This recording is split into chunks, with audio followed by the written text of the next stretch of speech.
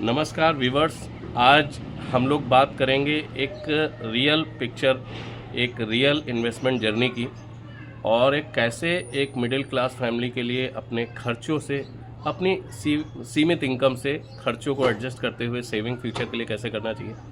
तो हमारे साथ मौजूद हैं मिस्टर आनंद मिश्रा जी। आप हमारे मतलब एक तरीके से बैचमेट भी हैं, क्लासमेट भी हैं। हम लोगों ने एजुकेशन बीकॉम की पढ़ाई साथ में ही की थी, तो इनसे एक्सपीरियंस समझते हैं।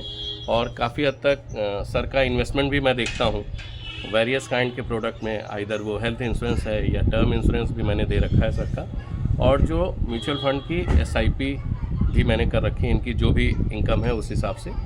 तो बताइए सर, कैसा एक्सपीरियंस रहा इतने 10-12 साल के अनुभव आपके कुछ मैं साझा करूं? मैंने जो शुरुआत की थी तो बहुत कम अमाउंट से, मेरी सैलरी बहुत लिमिटेड थी और बहुत कम अमाउंट से मैंने शुरू किया था म्यूचुअल फंड। और म्यूचुअल फंड में मुझे सबसे अच्छी चीज़ ये लगी कि कम पैसे लगा के मैंने शुरू किया था कि इसमें क्या ही होगा, एक इस आशंका के साथ में कि 1000, 2000, 3000, क्योंकि इनकम मेरी बहुत कम थी। और उसके साथ साथ धीरे धीरे जैसे टाइम पीरियड बढ़ता चला गया और वो एक बड़ा अमाउंट हुआ, और मुझे साफ नज़र आने लगा कि इस चीज़ को कैसे जान भी नहीं पड़ता है पैसा। जैसे कि एक कहावत होती है कि तालाब से भाप बनती है और पानी निकलता चला जाता है, मुँह में जाता है, वही बादल बन के पानी जो ज़मीन पर आता है।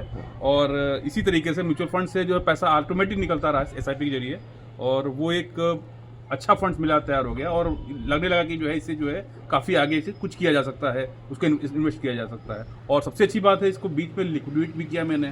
तो ये भी था कि कभी इमरजेंसी मुझे कोई जरूरत पड़ी तो मैंने इसको पैसा भी विड्रॉल कर लिया, 2-3 दिन में पैसा आ गया। तो ये चीज़ बहुत अच्छी है इन्वेस्टमेंट की दृष्टि से, और मेरे लिए तो बहुत अच्छा एक्सपीरियंस रहा है।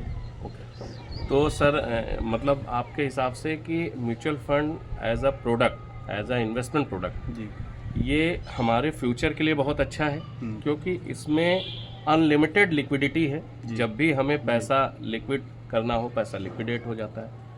दूसरा एक चीज़ और सर, आपको क्या लगता है कि कहीं पे भी हम कोई इन्वेस्टमेंट अगर स्टार्ट करें तो क्या हमें प्रॉपर एक गोल प्लान के तहत इन्वेस्टमेंट स्टार्ट करना चाहिए, या ऐसे ही कहीं भी कोई कुछ कहे और हमें इन्वेस्टमेंट कर देना? इसमें आपकी क्या राय? सबसे बड़ी चीज़, जरूरी चीज़ यही है कि हमारे गोल क्या हैं।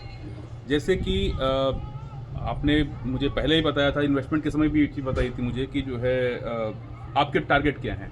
अगर मुझे कुछ शॉर्ट टर्म के लिए, साल भर के लिए, 1.5 साल के लिए, तो उसके लिए अलग फंड्स मुझे बताए थे आपने कि उसके लिए आप अलग फंड्स में जाओगे, क्योंकि वहाँ पर रिस्क कम रहेगा और बहुत रिस्क नहीं लोगे उसमें आप। और जैसे लॉन्ग टर्म के लिए हम म्यूचुअल फंड के फिक्स्ड इनकम वाले फिक्स इनकम के, हाँ, फिक्स इनकम की स्कीम में अपने जैसे होना चाहिए जी। और जब हमारा टारगेट सेट होता है कि हमको कैसे करना है, कितने टाइम के लिए चाहिए, क्या हमारे अचीवमेंट हैं, क्या हमारा टारगेट होना चाहिए, उस हिसाब से उसको प्लान करना चाहिए।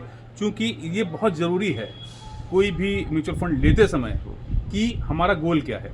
बिल्कुल। अगर हमारा गोल शॉर्ट टर्म है तो हमको उस हिसाब से अलग प्लान लेने चाहिए, और अगर लॉन्ग टर्म के लिए हम कर रहे हैं तो हम उसमें हायर रिस्क वाले हम जा सकते हैं। क्योंकि ओवरऑल होती है फ्लक्चुएशन का इम्पैक्ट भी वो लॉन्ग टर्म में अच्छा दिखता है। ठीक है sir, thank you so much sir. आपके साथ बड़ा अच्छा एक्सपीरियंस रहा, और सभी व्यूवर्स के लिए भी ये एक क्या संदेश आप देना चाहेंगे? एक चीज़ मैं और कहना चाहता हूं कि जब भी कभी कहीं म्यूचुअल फंड्स में, क्योंकि आज के टाइम पर ऑनलाइन बहुत जगह पर लोग सजेशन देने वाले लोग हैं, और इसमें आपको ये चीज़ देखने की ज़रूरत है कि आपका इन्वेस्टमेंट है वो सही जगह इन्वेस्ट हो। क्योंकि बहुत से लोग हैं मार्केट में जो आपको सही एडवाइस नहीं करते हैं, वो अपना फ़ायदा पहले देखते हैं, और उसमें कई बार वो ऐसे इन्वेस्टमेंट करा सकते हैं कि जिसमें आपका आपको उतना बेनिफिट नहीं मिलेगा। ऐसा नहीं कहता बेनिफिट नहीं मिलेगा, बट बेटर मिल सकता है। तो अच्छे लोगों से, जैसे मेरा इनके साथ बहुत अच्छा अनुभव रहा है, और हम लोग ने कम से कम 15 साल तक साथ में काम किया है।